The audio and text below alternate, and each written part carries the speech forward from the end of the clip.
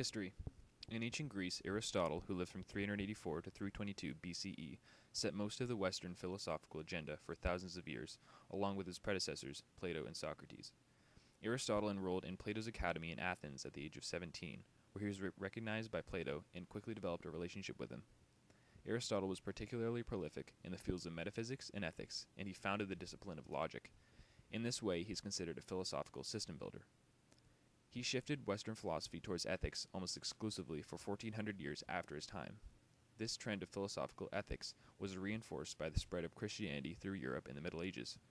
The philosophy that took place during this time focused largely on the soul, personal immortality, and eternal salvation, which are all religious moral issues. This focus didn't change until the early modern age. Aristotle's beliefs. Aristotle was fundamentally a dualist and an empiricist. In this way, he shared beliefs with Plato, René Descartes, Buddha, John Locke, Thomas Hobbes, and David Hume. Humanity. What constitutes personhood? Aristotle was aware of the similarities between human beings and animals. He described humans as rational animals, by nature a civilized animal, and an animal capable of acquiring knowledge. Happiness. Aristotle maintained that happiness and knowledge are mutually supportive, and the pursuit of both is fundamental to human nature once we acquire necessities. Reason. Aristotle agreed with Plato's teachings about the ability to reason as humanity's supreme distinctive attribute. Gender. Aristotle believed women to be inferior.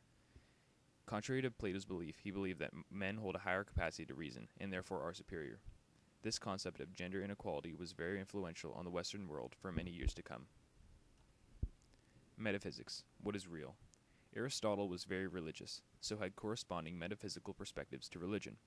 He was a dualist, so he believed that there is both a mind and a body, or a soul, but argued that the soul and the body are inseparable.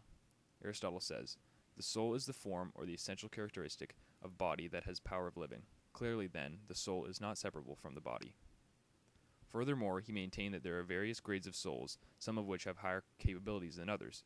There are three: nutritive soul, which is the most primitive, the sensitive soul, which is aware, and the rational soul, which is rational. The nutritive soul is among plants, the sensitive soul is among animals, and the rational soul is among humans. Logic. What makes sense?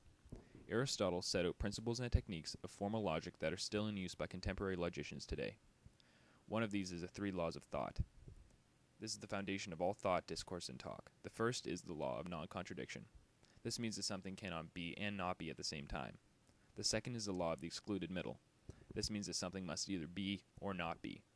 The third is the law of identity. Something is what it is. Now, for example, Bob cannot be alive and not alive at the same time. This is the law of non-contradiction. Also, Bob cannot be kind of alive. This is the law of the excluded middle. Finally, Bob is Bob. Bob cannot be Mary because Bob is Bob and he is who he is. That's his identity. This is the law of identity. Deductive and inductive logic. Aristotle developed rules for deductive reasoning, mainly arguing that the correct forms of reasoning, sound arguments, lead from true premises to valid conclusions. These rules were majorly depended on until the early modern era, when inductive logic was given more focus in the form of the scientific method. Aristotle did use inductive reasoning in his time, but only for determining knowledge. He introduced induction as a form of empirical knowledge, and as a form of logic that leads from particular to general, while deduction leads from general to particular. For example, Mary goes for a walk and sees two white doves. She has never seen any dove before, and concludes that there must only be white doves. Mary is using empirical observations to come to this conclusion. She moves from the particular, two white doves, to general, all doves are white. She has used inductive reasoning. Epistemology. What do we know?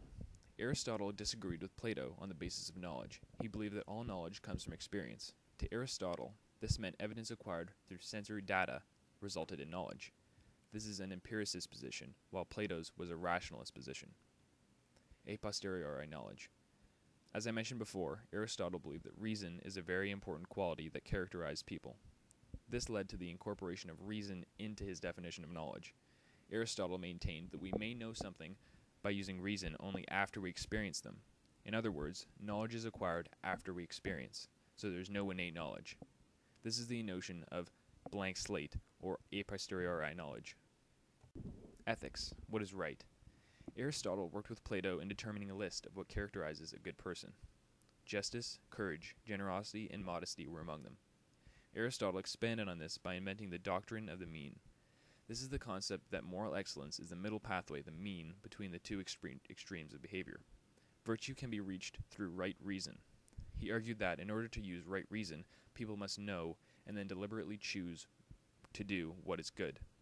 For example, Mary is on another walk, but this time she comes across a person who is choking. Mary can either deliberately choose to save this person's life, or she can choose to ignore the person and walk away. Mary chooses to walk away, and this is considered unethical according to Aristotle.